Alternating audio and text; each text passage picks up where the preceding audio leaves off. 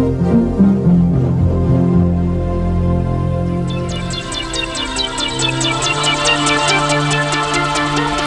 very good afternoon to you and welcome to Lunchtime News. You're with Nicola De Zoiza. As usual, let's start off with a look at your headlines.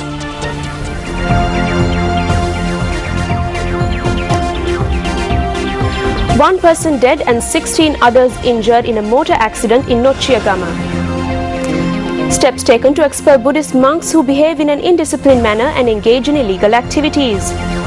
Nelson Mandela celebrates his 95th birthday in a Pretoria hospital today. The Uniflow traffic system in Colombo and Maradana and surrounding areas was implemented at 6 this morning. According to the police media spokesperson SP Buddhika Siriwardana, due to the Uniflow system, vehicular traffic on roads from Maradana Junction to Technical Junction to Sangaraja roundabout and Sangaraja roundabout to the Maradana Junction will flow in one direction. Thereby, the vehicles travelling from Maligawata Road and Armour Street towards Petani to enter Panchikawata through Sangaraja Mawata and turn right near the Elphinstone Theatre and then turn left from the Technical Junction and proceed towards Peta.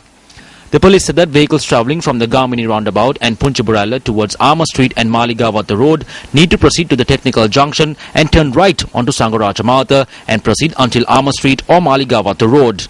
The police adds that vehicles proceeding from Peta and the court complex towards the Gamini roundabout or Buralla should proceed towards Sangaraja roundabout and from there onwards enter Maradana Junction via Panchikawata Road and proceed to Punchaburalla or Gamini roundabout.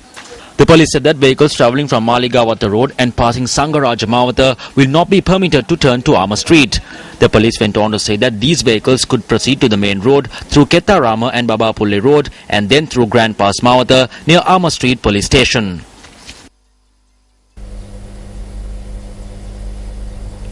Still in local news, one person died and 16 others were injured when a bus met with an accident in the Rajanganya area on the Anuradhapura-Putlam Road.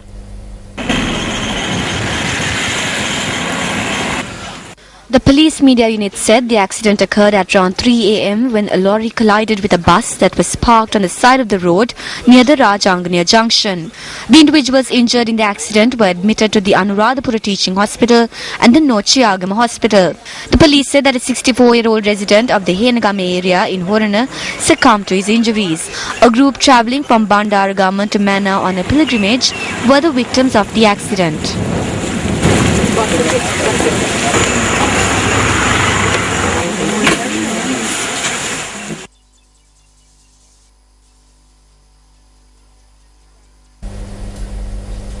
Meanwhile, a person was killed in a separate accident that took place in Kiribadgoda at around 11 last night when a jeep collided with a motorbike. The motorcyclist was killed in the accident. The police said that the jeep was taken into police custody and that the driver of the jeep was produced before the Mahara courts today.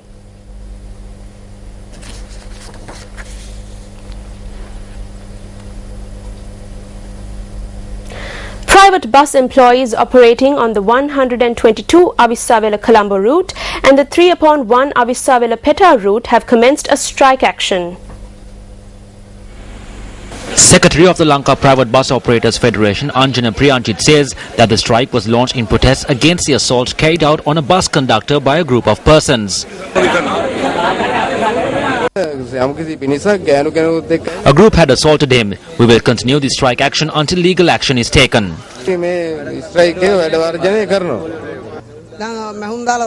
The bus conductor is in hospital with stitches. Justice should be meted out. Passengers were severely inconvenienced owing to the strike. They engage in strike action, but it is we who are faced with great difficulties. Buses operating on two routes have engaged in the strike and we are left helpless because we have no way of travelling to work. There are a few CTB buses. The 5th Diyasara Students' Circle was set up at the Parakramabahu Central College in Polgahawela by Newsfirst and Eslon. The aim of this initiative is to create awareness among students on the importance of water conservation.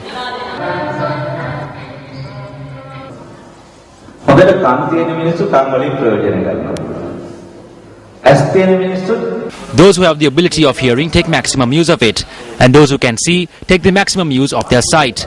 I watch Sirsa TV. If one wants to develop, then there are many critical and analytical programs on Sirsa TV.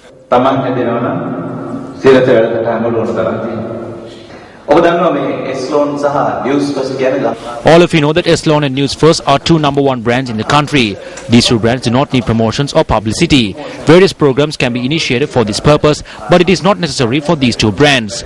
This is because people in Sri Lanka know the power of these brands.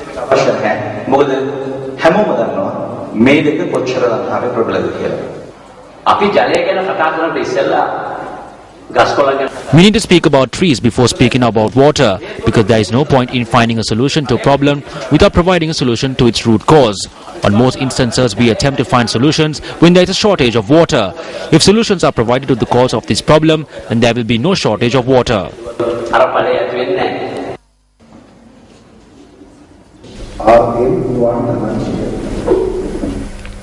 Newsfirst U reporter Vijayasiri Samarasekara filed this report on the damage caused to vegetable cultivations in Nuwara.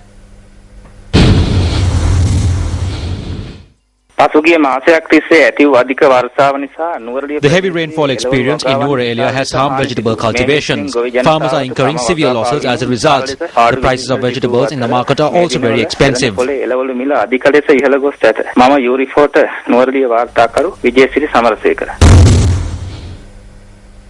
The Department of Buddhist Affairs says that steps have been taken to expel Buddhist monks who have behaved in an indisciplined manner and engaged in illegal activities. The Commissioner General of Buddhist Affairs, Chandra Prema Gamage, said that this will be done based by an order by the chief prelates.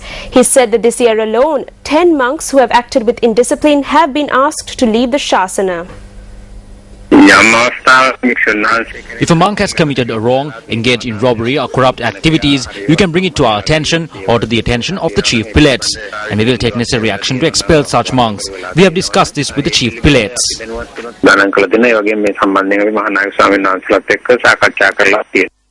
Nelson Mandela is set to spend his 95th birthday in hospital in Pretoria as events take place around the world and in South Africa in his honor.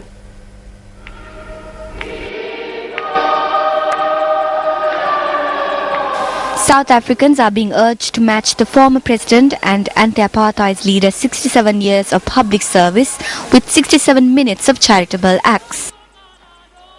I just think it's such a beautiful initiative. Of course, I'm also tempted to invest in a bike, not know if that's such a good idea. But I think the beauty about 67 minutes is that it's just such a diverse platform for people to feel like that they are part of Madiba's legacy. And I just think it's just so fresh and different. Mandela, who is in critical but stable condition with a recurring lung infection, entered hospital on the 8th of June. His daughter Zinzi said yesterday that he made a dramatic progress. Mandela's birthday is also Nelson Mandela's International Day, a day declared by the UN as a way to recognize the Nobel Peace Prize winner's contribution to reconciliation. The former statesman is revered across the world for his role in ending apartheid in South Africa. He went on to become the first black president in the country's first all-race elections in 1994. Nell, happy birthday. I want to see you up and about and be strong. That's from Dennis Goldberg, the one you always called boy. Diva, you've defeated many things in your life, bad and good. I have no doubt that even this, you'll defeat it. This being the sickness or ailment or whatever, you will defeat that. We still want him among us. We still want Madiba to give our organization advices, you see. So we wish him many more years to come.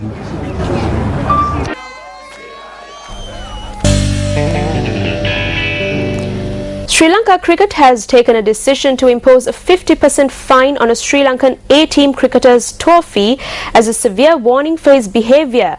The decision was taken at Sri Lanka Cricket's executive committee meeting held last evening. The decision comes following a disciplinary inquiry conducted on a Sri Lanka A-team cricketer who acted in an indisciplined manner aboard an aircraft returning from a cricket tour in the West Indies. Australia cricket captain Michael Clarke said that he was only looking ahead, not back, as he fielded questions about his relationship with opening batsman Shane Watson. Clarke made this comment at a media briefing held ahead of today's second Ashes test against England.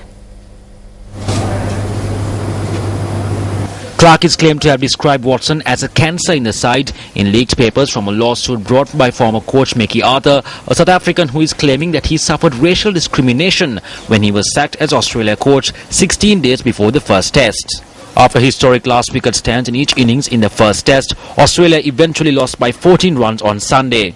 But they will be buoyed by the resilience and resource they showed at the midpoint of a horrible year in which they have been beaten 4-0 in India and failed to advance past the first round of the Champions Trophy. I've spoken a lot in the past about my relationship with Shane, and so is Shane.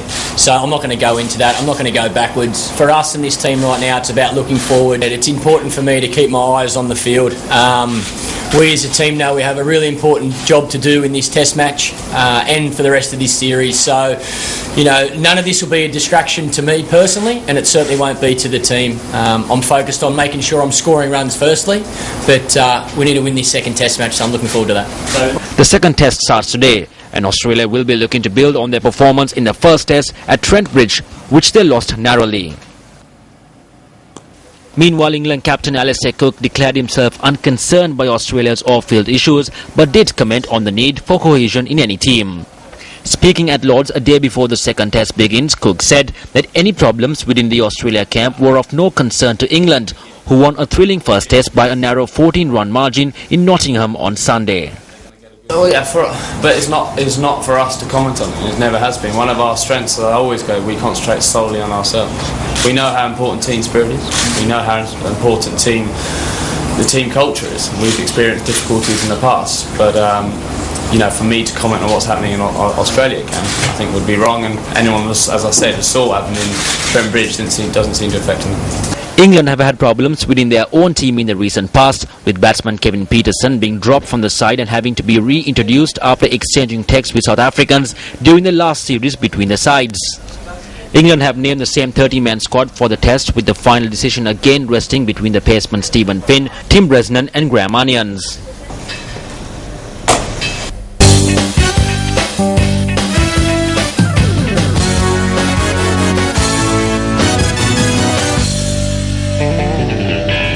Well, that's all the news we have for you for now. I am Nicola Dezoiza for Newsfirst. Join us again at 1:55 on Live at 55, the latest news.